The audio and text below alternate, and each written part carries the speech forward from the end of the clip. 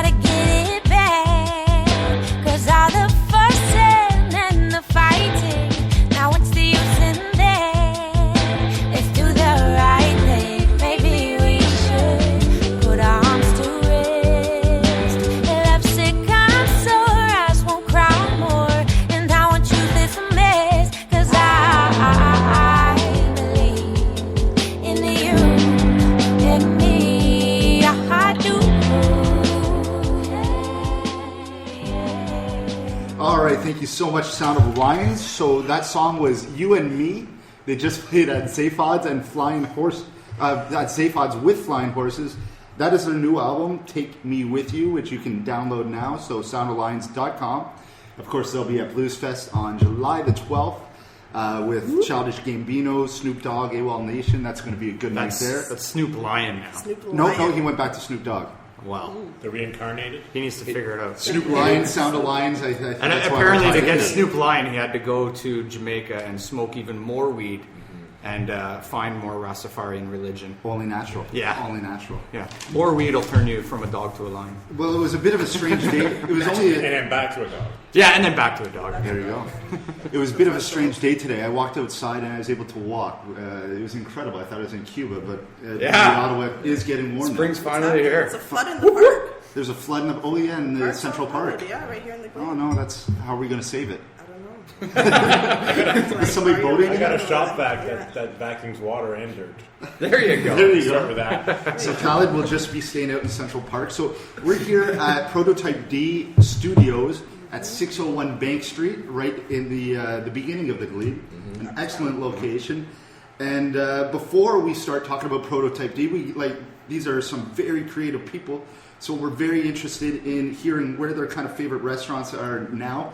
They are just finishing some lovely sandwiches from Wild Oat, which has been mentioned on the show several times for the best breakfast. Yeah. Oh, They have the best breakfast in the city. So best sandwiches in the city. Best sandwiches in the city. Wild card. Go with the wild card for sure. Yeah. Wild card? Yeah. Is that what you? Yeah, definitely. What was on wild that card? sandwich? God knows. I have to look at the menu again. I think All I have sorts a of picture deliciousness. All sorts. Try and get them. Oh, goat cheese. Definitely goat cheese in there. It's tasty. Homemade Get the goat cheese. avocado, right? Avocado. Ask them to substitute the avocado for you instead of the mushroom. It's a good choice. There we go. So all the listeners now know what to substitute instead of the mushrooms. So any other places in Ottawa, that up-and-coming places that you've been impressed with that are new since you moved in here? Yeah, for sure. I like to check out El Camino once in a while, as I'm sure everybody else does. Yeah, It's an awesome spot. Yeah. So that's a favorite of mine. Being architecturally, were you architecturally renowned? Did you like the architecture in there from Linebox Studio? And yeah, Linebox did a great job on it. They're doing great jobs everywhere as well. I'm really excited to see what Fauna looks like as well on Bank. So I'm excited for that one coming up. So that's going to be hopefully soon. Knowing Linebox, they're going to do a killer job on that for sure. Yeah. Sweet. Yeah. So and then are there other places in Ottawa that? Yeah, 238 just down on Preston Street in Little Italy. this small restaurant. It's called 2-3 and it's 268? 268. No, 268. But maybe 2-3, Close. it's a new one. No, it's 268 for sure. I was just Yeah. there 2 days ago. I don't know. I was, It's all I was good. looking it up right now, trying to remember the name. I just figured Tom 238. Preston. Yeah. Moon Room's also a good one. Yeah, Moon Room's good for sure. Good date spot. Yeah, that's There you true. go. It's just a little bit of tables. Big What about you, Curl? Green papaya. Green papaya? That's on Preston. On Preston, yeah. Yeah. Yeah. Awesome Thai place. Yeah. Go there a lot. That Thai's the best. There you go. Thai's the best. There you go. Any other kind of excursions that you like to do in Ottawa that you're getting excited for now that the snow's melting away? Jogging on the canal. It's always the best. So, Yeah. yeah. Jogging? Jogging. Yeah. Jogging on the canal, it's good times. What do you- We've jogged in this area. Are you excited for Lansdowne coming down the road? What do you Should think be that's going to do for interesting. traffic in this area? Oh, Well, gosh. parking hasn't been around for the last 10 years or so here. So I mean, we're just expecting from a parking standpoint, that'll be over. That'll be done. Don't even think to park. But from bringing life to the street, I think it's going to be good. There's two ways to really look at it: whether it competes with or supports with local business. So I think it'll probably do both, but I think it'll be an interesting dynamic. But definitely better to have some sort of activity there than just the dead spot that it's been for the last. Yeah, for sure. Have we heard much about what restaurants are going in there yet? It's all all, big it sounds all basically chains. chains, yeah. Yeah. So Yeah. That I'm less excited about. Yeah. I will not Likewise. be at any of them. Like, Yeah. so go to Corner Bar, go to all the Yeah. places that, For sure. Corner is really good. well, all the Yeah. places that Yeah. pour local beers, go Yeah. there before going to the events. I mean, and just speaking of local, we were just talking about it before we started, but Erling's upstairs in the same building, amazing restaurant. And even that one little thing, like the streets are filled up around it, and it's amazing, but it's bringing more life to the city for sure. Yeah. So hopefully that all these little businesses get a nice shot in the arm from this as well. Well, and that little cupcake shop too. What's that The called? flower shop. Flower Yeah, shop. we got Flower some shop? Yeah, That's it's a great. flower shop. Yeah, for Grace sure. picked up some Pina flower colada. shop Want some cupcakes right here as well, so we can have them during the Perfect. The next day earlier. Yeah. Well, yeah, so that's excellent stuff. It's going to be very interesting to see in the summer. I'm excited to see, and I'm going to be pulling for all local businesses, and For hopefully sure. they're going to be out there trying to draw all those people back. Yeah. So we'll get even more cool businesses Yeah. along Main Street. Definitely. So where's everybody from? Are we all born and raised in Ottawa, or did we travel here for school or whatnot? I'm Carissa? originally from, I guess, the GTA. Grew up in a little bit of everywhere. Downtown Toronto at one point, to Malta, and then farm girl, so was living out in Mount Forest for a little bit. And yeah, moved to Ottawa a few years ago and been here ever since. Love the place. Sweet. Spot. Yourself? I was born in Egypt, and then I came to Canada when I was 5, but I lived in Toronto for almost 17 years of my life. Oh, Maybe wow. a little bit more than that. And then for the last 3 or 4 years, I've been here in Ottawa. How did you get word of Ottawa and come up here? My brother's been here since I was 16 or 17. Actually, no, 15 or 16 for school. And so I would come and visit him every now and then, but then one day I just got sick of Toronto and went hitchhiking across Canada. Okay. And then he called me up and said I want to build a house, and so I came and built the house for him. Sweet. And I've been here ever since. Where was the house that you built? It was in Ottawa South. Oh, right on. Yeah, it was a development. Do you still build homes now? or- Yeah, I do. Okay. Yeah. Wonderful. So that was Khalid. And Kirill. Well, I was born and raised in Russia. Immigrated here when I was 10 years old. And so my family's been moving around from Toronto to Ottawa for about 10 years. And then we finally settled on Ottawa, and yeah. Why did they settle on Ottawa? School, job opportunities. You know, my dad's in the high-tech sector. Okay. So he's an engineer, and he's been working in Ottawa for a while. And then finally we made the move to actually get the family together in Ottawa and go to school here. And yeah, it's been great ever since. Colder winters. Were you in Moscow? From or- Russia? From It's Russia. not too bad. Yeah, it's not too bad. Like, especially this year though, when it was snowing and like It's your minus south. 10 here. Yeah, it was like plus 16 over in Russia where I grew up. that's Really? Yeah. Yeah, it was near Moscow too. It's pretty nuts. My grandma was like, "There's no snow on the ground anymore. What's going on?" Bring her over. or send some snow back. Let's do that. Oh yeah, There you go.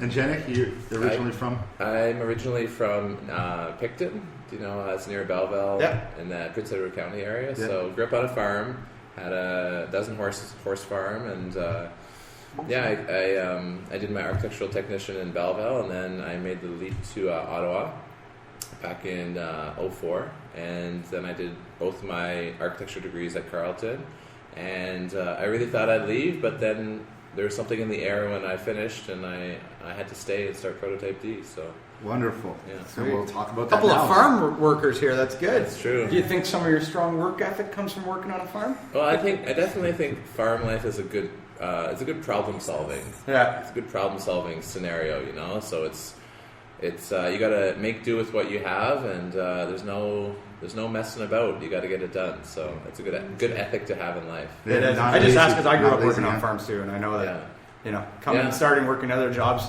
the work ethic just started going down. Do you It's see that not quite as possible, hard like work? with the lack of farms going forward in the future? Like they're amalgamating, going bigger, and Yeah. less farmers out there. Do you Yeah. see that kind of? Well, farm life is definitely harder. It's getting harder all the time, but it's a really different business. I think that what's been exciting is when I was young, we used to see they were all small farms. By the time I was a teenager, they were knocking down the fence rows, merging all the farms together, big combination harvesters that could do 100 acres every couple hours, essentially. Yeah. And now, but now there's a lot of reversals right now in terms of people wanting to go towards organic boutique farming. They want to be local. There's the 100-mile diet that a lot of people have heard about, eating only what's been grown within 100 miles. So there's a lot of great local farmers like that. And I think that's going to have, once they get a little bit more digitally connected and can do some order fulfillment and actually kind of make the leap to be a digital grocery store as well, I think that's even going to boom again. So. Yeah, for sure. Like Well, services, hopefully it does. like services like BYOB or BBYO or whatever from Bose, where because Fan Cleek's far away, they ship in all their beers and they do delivery service, and it's not that expensive, and Exactly. then it helps operation come home with the bottles. So you're working with all kinds of types. So Yeah, more for things sure. like that with bringing in vegetables. And what Bose is doing is a great alternative to the old cliche: you want to go to the beer store and pick up a 24 of Bud, right? Like it's a great local alternative, and Bose has been raising a lot of culture with their festivals and sponsorship of a lot of different events. Awesome. So that's the kind of shift back to local that's really exciting. And it's healthier. As I was telling Nick earlier, Yeah. actually, I just read an article, Yeah. and it was 10 beers not to drink. Yeah. Bud being on there, Guinness being on there, a couple of different ones with different types of ingredients that have already been banned in places like Europe that they're still putting in as additives in beers in North America. Yeah. And that kind of opened my eyes a little bit to... Bose Organic. Yeah. Bose is awesome.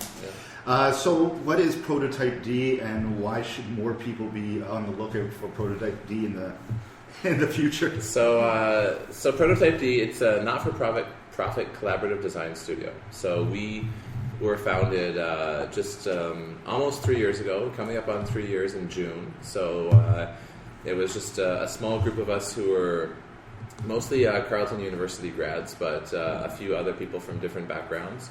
And we needed a place to get creative, and we needed the resources to do it.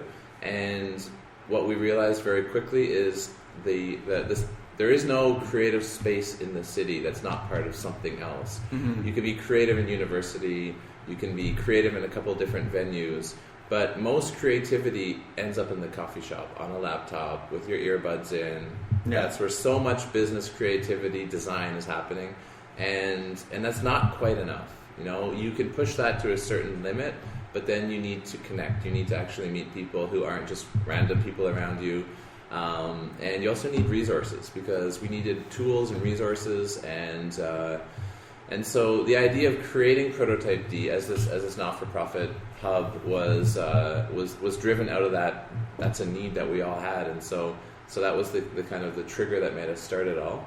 And over the last 3 years, it's really grown through some various different phases.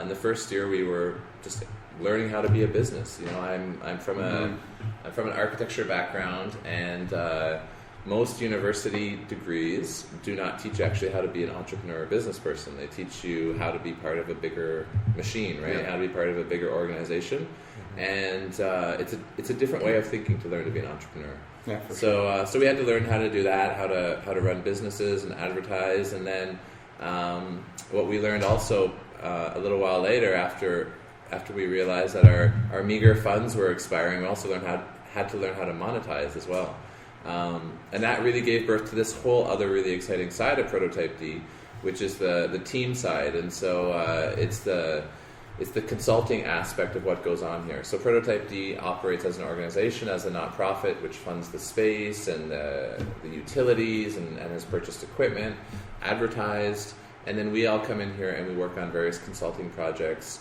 And where our real strength is in our diversity. So we can come in, we can partner up on a project. It's incredible. You answer no to any. Yeah. Like, We've answered no to very few things, and we've pulled off an amazing diversity of different projects with a lot of success. And do you find it works better than traditional business in the sense that it's basically you see a project and then you can do any project and then you just make an all-star team of people around you. You just gather them up, Pretty much. gather the all-stars, bring them together and go, let's get this done. And it's so much more collaborative. Yeah. Whereas it's not just a 9-to-5 business where you have to do it. The main manager's saying, let's do, we're doing this today. Yeah. So people are not fully on board. They're ready to go home at 5 p.m. Whereas this you have people really invested in. And I guess that's what's driving your winning bids now, I guess. Yeah, absolutely. And what's really exciting is that when somebody joins the team, it's exciting for everybody because one new kind of capability or skill set coming into the studio, and we just unlocked an entire industry. Yeah. And for example, we had Khaled join, right? So Khaled's one of our creative directors for media. So his background is in construction and design and things like that, but he's a passionate photographer and filmmaker. Amazing photographer. Sweet. So I looked at the pictures from and he was out there in the I think it was minus 55 degree weather from Egypt. Minus 55 degree weather at New Year's where I met you guys. Yeah, and that's a great example. So I mean, when we bring in somebody like that, it unlocks a whole new avenue for all of us, and so it really is about finding the skill, and our ability to take on projects is mapped against the people that we have. Yeah. So, the less outsourcing that you have to do, the better. Right? Yeah, I mean, and the thing is, it's really exciting for us. Like I joke with the guys and ladies that work here that if I say if you're actually bored working here, you're just not paying attention because there's so many different types of projects. You can pick each other's brains and go, I have that skill. There's so much co-learning. Let's co-learn together. Let's do this. Absolutely. And some projects we pulled together. I think the biggest team we've pulled together to date, and we'll talk about it in a minute, I'm sure, but is the Bayview project. So we pulled together a team of 30 representatives from Carleton, University of Ottawa, Cité, Algonquin. Wow. One lady was from Iran. We had some people who were just from various backgrounds. We had entrepreneurs joining the team. This has never happened in Ottawa before. And it's so dynamic. Yeah. And how many people are right in-house on a normal basis? In-house, we typically, so a lot of the work that happens digitally. Yeah. So typically we'll have half a dozen people working in-house, but the space is always, so Carissa is the operations manager. So she's booking the people in and the clients in, and so there's a steady stream of people constantly coming in for presentations, meetings, brainstorming sessions, all that kind of stuff. And then we're pulling in the resources. We work all through digital means. We have a shared calendar, we use Asana, a Dropbox, and we just bring the people together, and it's really dynamic. How much does it cost for somebody to join? Because now that you're getting larger, I'm sure different introverted types would take a look at this and go, wow, now they're getting too big. Yeah. Maybe my skills would not be valuable here, but they might have very valuable skills. Like, how do you make that inclusive for people? How much does it cost? Like that. Sure. So I mean, it's the structure's been the same since day one. We explore some different things, but it's super simple. It's $100 a month. For $100 a month, you've got a working space. So come here 5 days a week. Grab yourself a coffee or a tea. It's all in the house. Get on the Wi-Fi. Come jam. Come hang out. We have dance parties in here. We have wrestling fights. We were singing. Freestyle action going there. That's nice. And so we don't take ourselves too seriously from that respect. We're really casual, really easy to get along with. Just come in, sit down, talk about what you want to do, and there is always a project going on. There's always an opportunity to join in on something. So we have people join projects just as interns, and then as we ramp up, we find consulting opportunities for them. So we find money-making opportunities. We build workshops around what the demand is. So a couple of weeks ago, I sat down. We had a dozen Carleton students here. and various others. And I did a workshop on 3D modeling, texturing, animation, all that good stuff. So it's really where the demand is, and then we elect one person and we go for it. For example, we had a youth group here 2 weeks ago, 2 weeks ago or 3 weeks ago for March break. We had a dozen of them from the Pinecrest Queensway Community Health Center that they're running a started up entrepreneurship program for 13 to 19. We brought them in, we showed them how to use cameras, how to edit video, how to set up lighting. We shot interviews with them, sound editing, all that, like video editing, all that stuff. So over 3 days we had a little workshop going on. Sweet. And it was fun. We had music playing, they had them acting different roles, and so that's the kind of engagement that we always have on the go. So there is no if you're sitting at home and you're feeling like you're not sure if it's for you, then it's really casual. Come in, introduce yourself, and we'd love to talk to you. And then just go to prototyped.org and prototyped.org. You fill out your information for membership, what you're kind of looking for, and we'll bring you in. We always try to hook you up with a creative member who's already here. Sweet. And introduce you. Is there any skill or trait that you're currently looking for right now that you're kind of missing? Or? Yeah, we're going to have a job fair, not next week, but the week after, and we're actually looking to fill probably 8 or 9 positions. Wow. So we're really have the demand for it right now. So most of we use the term team because it kind of grew naturally, and then we forced it into an acronym, or serendipitously found an acronym that worked for it. But it's technology, engagement, architecture, and media. Mm-hmm. So those are really the 4 areas where we work. So technology is anywhere from software and hardware development, website, database. Engagement is public engagement, workshops, community. We've worked for several different not-for-profits in Ottawa. Architecture is kind of my baby. It's my background. So architectural design.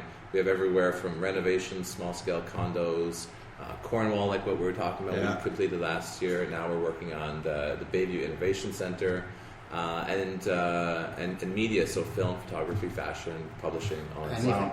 Anything, yeah. So it's incredible. It's really quite diverse, and so those are the kind of areas we work, and we're definitely looking for more skills all the time. Yeah. Wonderful. And we'll be right back with the team from prototypeD. We're just going to take a quick break, listen to one more song from Sound of Lions off their new album, Take Me With You, and this one's Gold, and we'll hear some Sound of Lions right now.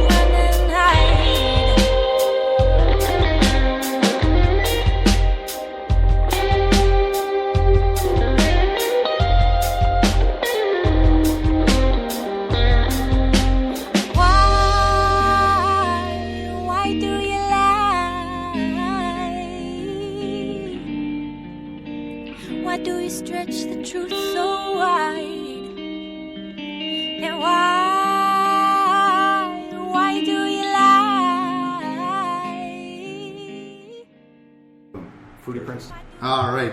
Thank you so much, Sound of Lions. So catch them July 12th at Blues Fest. Go out there early for the bands from Ottawa. They are always some of my favorite times. All right, so we're back with Janik, Kirill, Carissa, and Khaled from prototypeD. Boom! I'm always terrible with names, but I try my best. And trying is what helps. All right, so I guess during the break, I was asking about your main mission here with prototypeD, because the mission, the concept is brand new. You just dreamt it up that it was a need that had to happen. Yeah. This is creating such innovative work in Ottawa that is not typical in this city. So what is the main goal and mission out of this? The main goal is first and foremost really about people and giving people opportunities. So that's always been what it's about. So there are so many different avenues to get towards having a good job, a good career. And it's kind of a misconception, and especially in Ottawa, which is such a government town, it's kind of a misconception that I need to do a business degree, and then I need to go and work in here, and then I need to do this, and that the kind of standard career path it's not necessary anymore. And everyone I encounter, no matter what they're doing, you guys, I assume, I think, are in real estate as well. Yeah, That's I'm your in day real jobs. estate. He's in mortgages. But exactly, this is the perfect example of it. But you guys are passionate about community. Mm-hmm. You're passionate about what's going on, and artists and music. Media. And so everyone has this other thing that they're passionate about. And you guys found yours, but not everyone's so fortunate in that sense. So our goal is to really create new opportunities, give people a chance to redefine their skills, their careers, their opportunities. So it's about growing opportunities around people. And for prototypeD, we really want to expand over the next couple of years, leverage some of the resources that we're starting to pull together, and we really want to expand that. So we're going to be looking at things in terms of new opportunities to bring back fabrication and design, new opportunities for creativity. And working on the Innovation Center has been a fantastic way to kind of coalesce some of these ideas into a real physical, tangible product. And Bayview, I think, is going to be fantastic. But it's going to be a flagship, but I think it's also just the tip of the iceberg in terms of the potential that Ottawa has. Mm-hmm. Well, what are some of the projects that you guys are working on now, and or have worked in the past that you're really passionate about? We've got Yourself? Anybody? For sure. Anybody want to talk? So I want to hear about body printing. body printing. Body That was the printing. very That's- first. That was the that's very you. first one we did. So Okay. the body printers are hanging on the wall there. Okay. And that's imagine an airbrush that prints pictures. So it's like temporary tattoos. So it's sort of temporary thing, right? tattoos. So you could just hit print on your computer. The printer starts to activate, and I can body print down your arm. And that was, That's crazy. and you can wear 300 DPI temporary sleeves out. They last 24 hours. Yeah. You wash them off, and you're good to go. So that was that was the very first project that we did here. How did that come about? It just Exactly. You just kind of brainstormed, and you're like, I want to temp tat. Well, and I you're like, built the space, and then you put the right people in it, and, Yeah. and things like that happen. because all these components that you used to design this was right out of your average inkjet that you find in it's someone's house, it's right? $22 from Walmart. For and the printer. I've done so many of those. I probably hacked about 12 of them. There was a whole wall in the other room at Yeah. some point. We finally We got rid took of it it a down. few months ago. It was filled with body parts, printer body parts. Cadaver, yeah. So I can hack a regular printer into a body printer in probably under 30 minutes. Have it rewired and reattach the sensors in the right way, and then you hit print, and you can print on concrete, glass, metal. Yeah, but we also designed a handle that we 3D printed in-house, and then we attached that handle to Yeah. the printer. So Yeah. that might take a little longer we to started, print. we started to add the pieces to it, and really from that kind of modifying and hacking side of things, you really it's about unlocking potential, right? And that's crazy. really kind of goes into our mantra on everything: unlocking potential. So, So how are these 3D printers working out? I know they're relatively new as far as I'm concerned, right? they're 3D printers. Yeah, I mean they're getting a lot of public attention, and they're amazing. First of all, I'm just going to say that they're still not consumer friendly. Like I can't think of ever telling mom or dad to go and buy one of these, Yeah, thinking of anything that they could actually want to print out Figurines. I Okay. love Yeah. figurines. Dust them. of it. Sure. bowl, plastic bowl, No, soup bowl. yeah, but you can't because it's Give me a on lot your of bowls. hands, right? So it's like, Rice bowl. so the other problem with 3D printing is an amazing technology. It's only at its infancy. It's where computers were 30 years ago. Mhm. So we are headed towards the Star Trek, materialize me a bowl of soup kind of thing Yeah. in the future. But right now, I think as a technology, they're really helping. They're helping a lot of our clients. So we've got a lot of industrial clients who, I kid you not, to get a physical prototype in hand 10 years ago, they're putting down $100,000, $200,000, Yeah. 5 trips to China, and it was like black magic, knowing what to do to get to the point of having something in your hand. And now they can come in here. We've had a couple entrepreneurs, both of them went on Dragon's Den. We printed out their products within a couple hours. Oh, cool. We developed, modeled, printed within a couple of hours. And then you pocketed the $98,000. No, Doesn't cost that. we charged them. We charged them their $50 for the 2 hours of printing, and they went on their way. That's Wow, that's incredible. So it's $200,000 versus $50. What were the Dragon's Den thing, if you can tell us on that? We helped out the Remay with the May, yeah. Nick May did the It's a shaving. It's a shaving bar. product, right? Oh, okay. So instead of shaving cream, handle for the shaving it's product. a shaving bar, and he took chemistry in university, so he Yeah. knew exactly how to make it natural and non abrasive to the skin, Yeah. and no bleach products in it, so it doesn't whiten your skin, which Yeah. is horrible with the sun. So he Yeah. thought of a lot of things, and he made it smell really nice, packaged it really nicely. Yeah. I think we might have helped a little bit with the design. We evolved how it's held, right? So it was in a deodorant stick before and in the prototyping phase, and Okay. so we contributed a couple designers to that, and we brought him in for some afternoon sessions, and the other one that we were doing was Boten, which is the sunglasses. Yeah. So we're helping Nana. He actually picked up one of our designers to be his chief product developer now. So so Julian's working with him, and they've done a lot of different crazy cool designs. But Nana walked in one day and said, "I need some sunglasses designed," and Julian's there, Julian, Nana, and then they've been making Boten designs ever since then. So. And as far as architecture goes, you guys have some fantastic stuff. Thank you. I saw on your website with, is it Pocono? Picondo. Picondo homes. Yeah. Yeah. You have a couple. I noticed one on Saint Cecile, I believe it was, in Vanier. You want to Correct. tell us a little bit of some of the designs that you've been doing from there, and Sure. from the start of the project to the end of the Innovative. project? Yeah. Let's go with innovative. Yeah, so we're prototypeD took on the concept to architectural drawings for Picondo. So we've been doing a few things with them. Our connection with Picondo is they're very interested in bringing housing, making housing affordable. Thank God. And so we're on a kind of partnership mission with them to re-engineer how houses are built from the ground up. And the CEO of Picondo is Omar Hashim. He's a CMA and he's an accountant guy. And what we've actually started to develop with him is all of the 2 sets of tools, essentially, 3 sets of tools. The first is we've linked. I mean, architects are traditionally horrible with numbers and horrible with costing and things like that, and so they're kind of renowned for being bad at estimating things. So we've actually linked in some really high-tech databases with the design process. So we've trained designers to sit here as they're designing the building. We can get the costing of the whole thing, live time, things like that.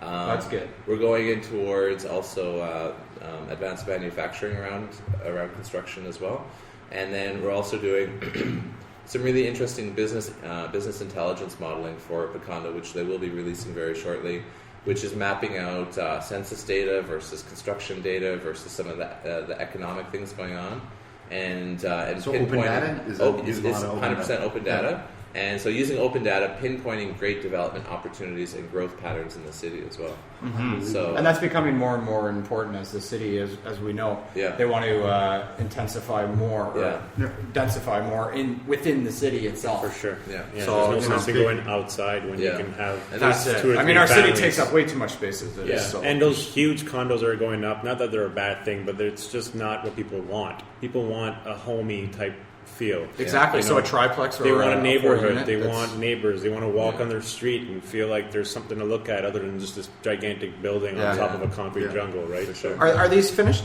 No. What's that? Is the one on Saint Cecile? The one on Saint finished yet? Cecile, 75% done. 75 now? It's framed with the cladding's going on it in a couple of weeks, next week or something like that. Windows are in You can and all, definitely so- pass by and Yeah. and You'll be able to tell. I Yeah, guarantee you, with the other homes. you can see it. It's starting to look pretty Yeah, impressive for definitely. sure. Yeah. There's a rooftop patio in there, 3 stories. It's a beautiful. Yeah. It's So a it's beautiful only building. 3-story building. Yeah. Yeah. Wow, Yeah, that's what you and need. it's But it's 3 units Nope. built on next to or adjacent to an existing 2-story house. Yeah. Well, that's what it kind of looks like from the images that it was an Yeah. existing structure, and you added a bit to it. Yeah. Is that what happened? Correct. So More or less. it's a post-war 1.5-story bungalow style that's being completely renovated, and then we're adding the 3 stories on the back. And so we're maintaining the look of the neighborhood. We're integrating the kind of look and feel of the building, and then we're getting that additional height and space there. 3 parking spots, all that stuff. That's so awesome. Yeah. Do you think Ottawa is becoming a little more acceptable to these new concepts of architectural design? Because I know if you're going to planning committee with these kind of advances, they're going to be like, we don't know this. The easiest thing to say is don't do it. Yeah. So how are you getting? Are you getting a lot better with The this? Saint Denis development, just a road or two north from San Cecile, was a perfect example, and they're a perfect first step for that community, which was an old school that they renovated into very modern, lofty condos. And the condos house or development on San Cecile looks a lot like that kind of look. It's got that look and feel of the modern. But it also has a little bit of the existing, the old, the history of that neighborhood. So I don't think there's any. And I would also say that one of the most innovative, and I say this kind of sarcastically, one of the most innovative things that we did was we actually made it fit within the city's bylaws. So it seems like most developers are on a kind of city versus us bent in terms of what they want to do. We weren't trying to make $1 million monster homes. We're trying to make affordable, strong, beautiful, nice, great stuff, and it fits perfectly within the zoning. And we met with some of the city's chief zoning people, and we showed it to them before we started, and they said, "You guys get it. You guys actually see. You read the rules." And you were able to operate within it, which just proves the fact that it's possible to do. Did you meet with Matthew, I guess, as well, Fleury, in that area? And we didn't meet with him directly on this. We've encountered him on a few other projects as well. Wonderful. But he's definitely, I mean, he's a great advocate for Vanier, and that community is going to go and do so many things. If you've got a little bit of opportunity there, then Vanier is a great spot to love it with the new bridge that's going to be coming on there. And we're running out of time because there's so much interesting stuff here. For sure. And we didn't even really get to the Innovation Center, which I just can't wait. I love the concept of what you're doing there. What's there right now? So right now there's it's an empty building. Okay. So that it was built in. It's about 45,000 square feet. It's a brick and concrete 2-story building. 1940s. Yeah, it's from 1941, and it's been the Public Works building. It's evolved many times. It just had some different tenants in there, but it's on the verge of becoming the hottest new spot in Ottawa for the Innovation Center. And it's a non-profit managing a $30 million project, so that's unbelievable. Has that happened a lot in Canada? Do you know of many non-profit collaborative? Yeah, well, tough word. Collaborations. Collaboration. Well, I think it's what's great about the fact that it's a non-profit running it is we are in the age of the social enterprise, and I think that this is going to be a very strong the not-for-profit that the board and the people that they're bringing on. It's going to be a very strong social enterprise. So they brought in some really excellent people that we worked through. We integrated with them during the design phases to make sure that it's that the approach that's being taken in the planning phase is very fiscally responsible.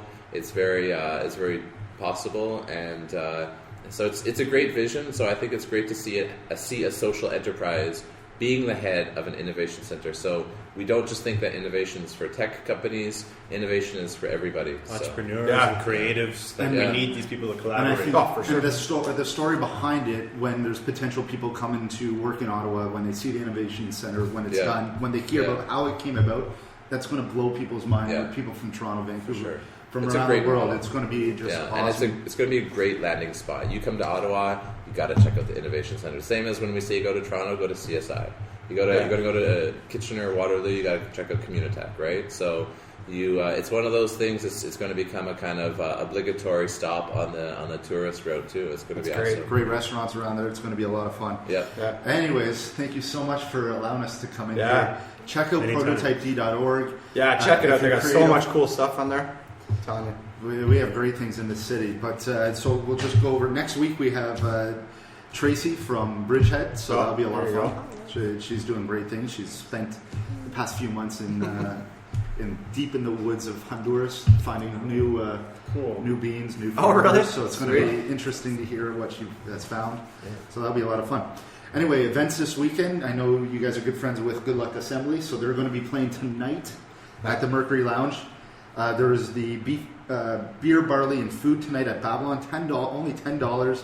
All the money's going to Mary's Meals, so that's food for Malawi. They pick a different country. I know you guys do a lot with nonprofits across the world too. You like traveling, so it gives a little giving back. Is there any specific spot you're doing this year? We're looking at going to. We're actually looking at an opportunity in Brazil this year. Brazil. So we're looking at Rio post World Cup. Yes.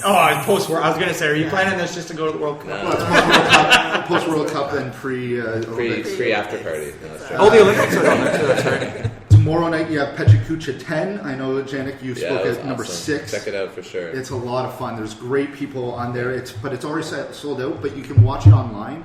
But they're going to have the after party.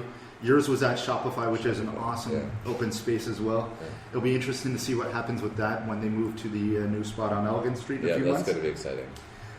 You have the Cottage and Backyard Show at the Ernst & Young Center, if you like that kind of stuff. There you go. Keys and Crates tomorrow. Keys and Crates, gotta go check you love them them. out. Yeah, Electric Powwow, so that's always a fun time. Have you ever Saturday, been to one of those? Never. With Electric Tribe Called Powwow? Red? Yeah. Electric Tribe Powwow, Called yeah. Red. Well, you've heard of Tribe Called Red from Ottawa? Yeah, they Juno won Juno award winners. Sorry. They just played a show in Los Angeles last night at a huge ballroom, all sold out like weeks before. People were driving from San Diego, San Francisco. Crazy, the amount of success So what's they've seen. what's an electric powwow? So it's basically a dance tribal beats mixed in with Love other dancing. beats. It's awesome. It's So there's just no so drums. No, well, it's drums on In the their tracks, music. In their music. Yeah. Oh. They sample original Native American music in a lot of their, and then they make awesome. electronic music out of it. Oh, There it's, you go. it's That's such an incredible pretty time. awesome. Where is this? Babylon. That's Tribe Called Red. That's what they do. But and- Electric Powwow And features before other they things get as well. way bigger, because they're exploding, go see them at a small club like this at Babylon. It's just an I awesome, love that. awesome time. It's good times every time. Yeah, and tonight will be awesome. There, Saturday, so Hearts and Minds, Liam Lloyd at the Rainbow, Vintage Clothing Show at the Convention Center. That's a lot of fun. Anything else that we're missing out? Another art show. Pray. So We're going to many be at praise. Oz Cafe starting on Monday. Oz Cafe puts out awesome. Yeah. work. So that's awesome. Thank you so much, guys, again, Thank for having you. us on here. The last song from Sound of Lions, Skyline. Get the new video. Check them out. Have a great week, everyone. Thank you so much. Later. Thank you. Bye.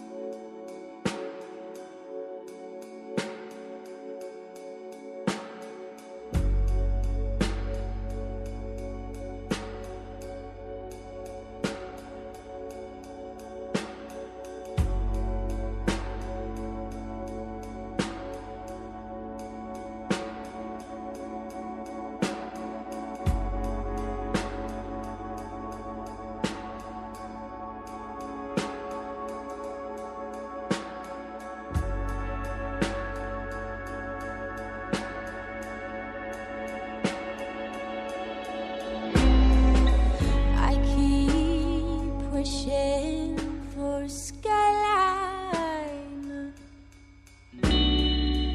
Make a promise that I'll recline under the stars and under the sunlight. One day everything will be alright. I will be swimming in the sweetness. Mental note for me to breathe in. It's a hurried kind of feeling. I worry I might miss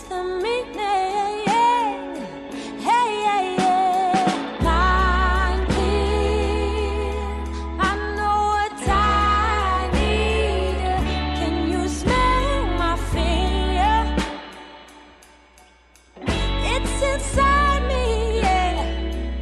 So why I'll shed the skin of aimless doubt. This one's for myself, for my bad self. Thought that I could never do right. Feels like I was too late. Lost between another two lines, and it seems like this is my fate. Doomsday had a big toll, but you knew it was fool's gold. The dark days are behind us, but the pain states a reminder.